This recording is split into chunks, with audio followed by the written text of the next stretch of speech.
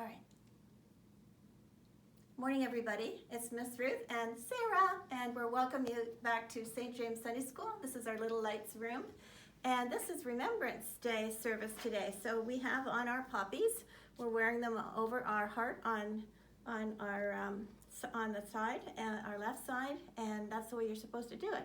Right. I used to always wear it up higher, but that wasn't right. No, it wasn't right. So Remembrance Day is, of course, remembering the great wars in particular, but all the people that have fought for their countries, for Canada in our case, and the great wars were, of course, World War I, World War II, but we've had lots of people lost over in Afghanistan and all our recent conflicts. So it's a very sad time, but we remember that they gave their lives because they had such a heart for their country. So I encourage everyone to wear their poppies all this week and to go to some of the services or watch them on television on the 11th.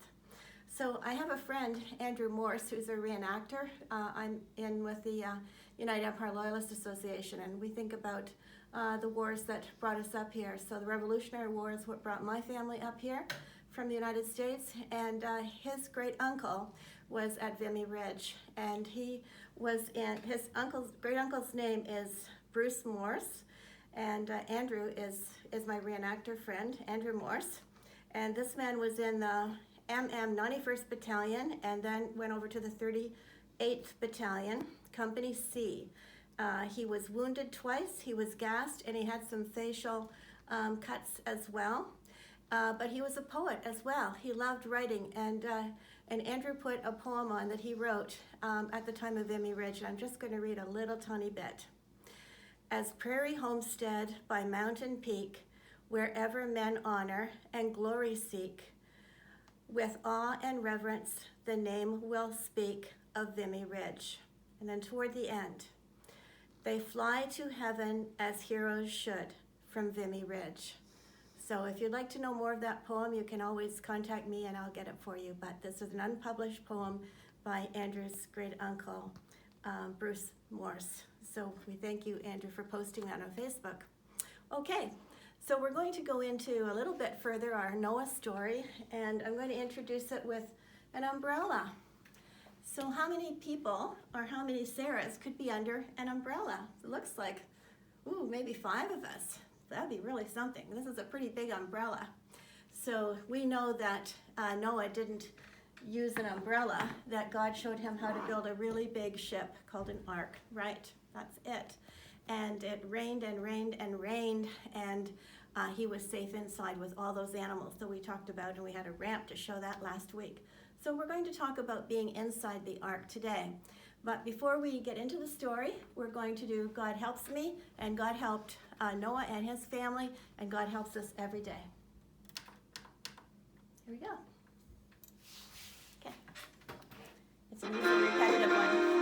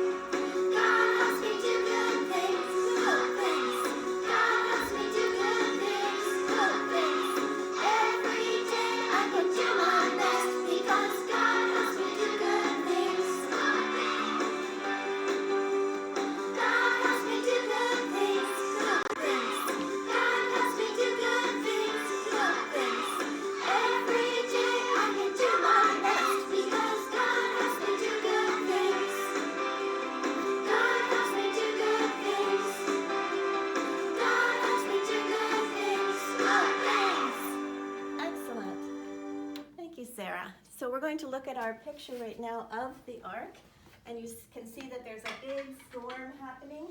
A lot of rain is coming down, and that's where we're going to see Noah and his family all safe on that big boat, the ark.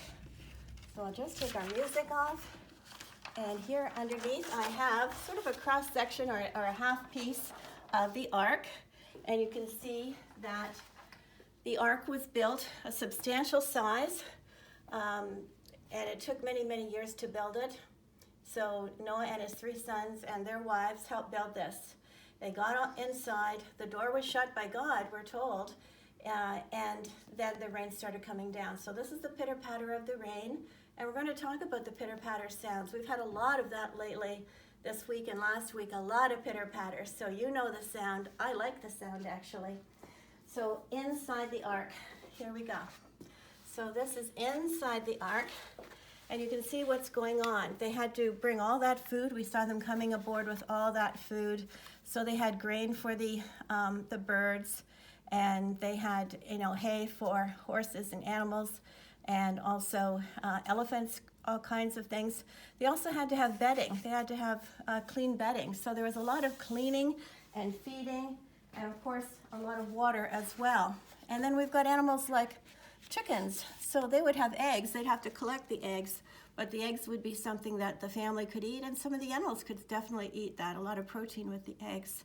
So there we have some of the work that went on at that time. So it rained for a long, long time, and all these animals were in special, categories and areas in the ship and in the ark.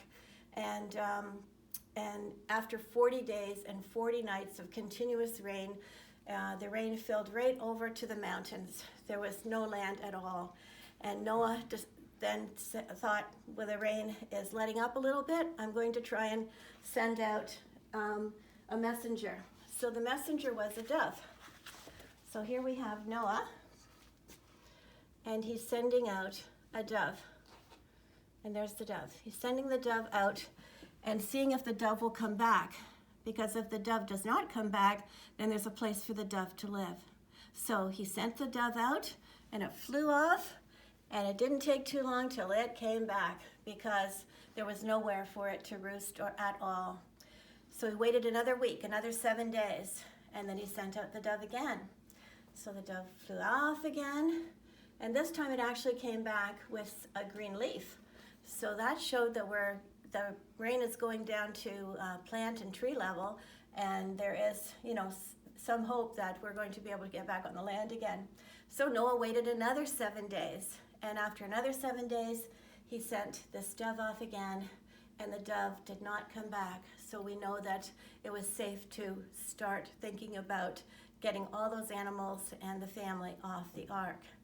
So our Bible verse for today is, whatever you do, do your work for the Lord. And that's from the New Testament, although the story is Old Testament, from Colossians 3, verse 23. So we're going to go over to our craft table now and see if we can make a rain sound. Okay, over here. So I've got a couple of ideas for you today. I'm just going to get this while I'm still standing. There we go.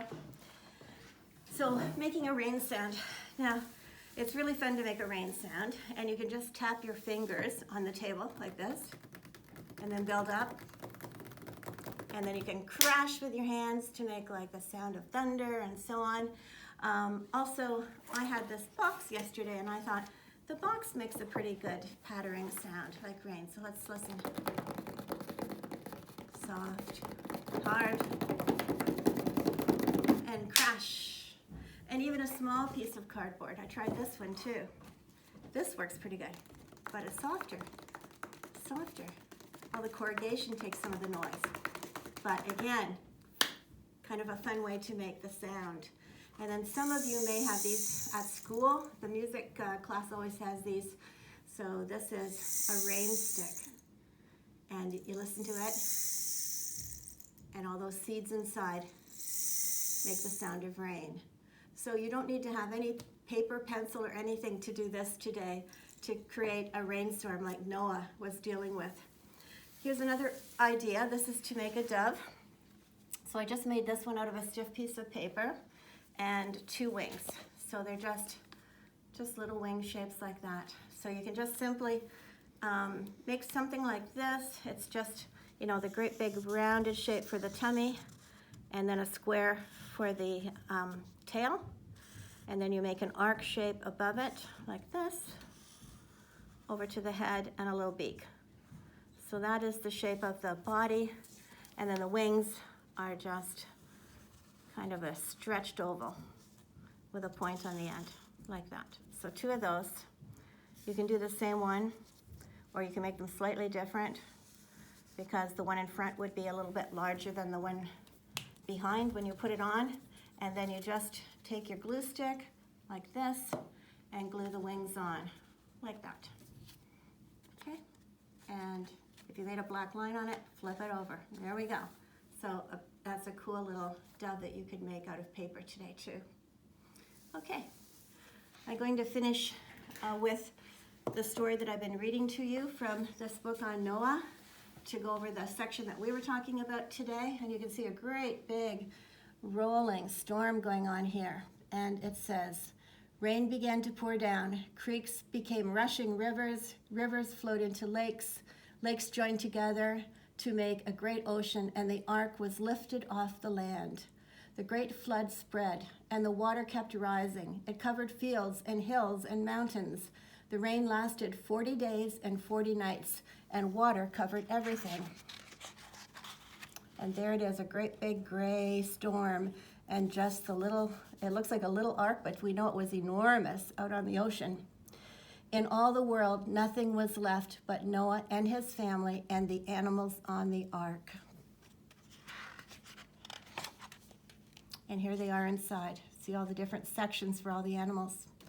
The ark was noisy and crowded, and Noah and his family were kept very busy. They brought food and water to the animals. They swept the stalls and cleaned the cages. Birds fluttered near the ceiling. Dogs barked and chickens squawked. Noah's sons spoke softly to the animals and told them to be patient. I imagine they had trouble sleeping with all that noise going on. And here's our dove part. Then one day, about 150 days of sailing, God remembered Noah. A calm breeze began to blow, and all of a sudden the ark stopped floating. It had landed on a mountaintop. And when Noah opened the window, he saw nothing but water all around him. So he let out a dove to see if it could find land. But the dove returned to the ark exhausted. There was no dry land where it could rest. Noah waited many more days, and then he sent out the dove again. This time the dove flew back to Noah with a green olive branch in its beak. Somewhere there was a bit of dry land. Noah waited many more days, and slowly the water began to dry up. When Noah sent out the dove again, it did not come back to the ark. It had found a place to rest on dry land. And that's where we leave the story today.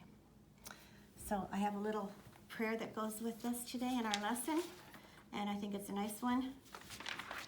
And it says, Dear God, thank you for people who help us. And I just thought during COVID, there's so many people helping us. So let's think of all those people, all the medical people, all the educational people, all the people keeping us safe, the crossing guards, everything. So dear God, thank you for people who help us. Please help us to do our best work when we help others. In Jesus' name, amen. So have a good week, and I'll see you again here next Sunday. Be good to each other, and think about when you're helping that is what God would like us all to do. Bye for now.